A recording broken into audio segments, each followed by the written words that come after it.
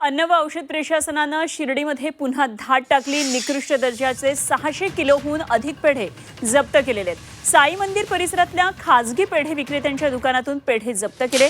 जवळपास 2 लाख रुपये किमतीच्या पेढ्यांचा हा साठा नष्ट करण्यात आलाय। झी 24 तास काही दिवसांपूर्वी शिर्डीतल्या निकृष्ट दर्जाच्या पेढ्यांचा पर्दाफाश झी 24 तासनं केलेला होता आणि झी 24 तासच्या या बातमीनंतर एफडीएनं आता ही दुसऱ्यांदा मोठी कारवाई केली।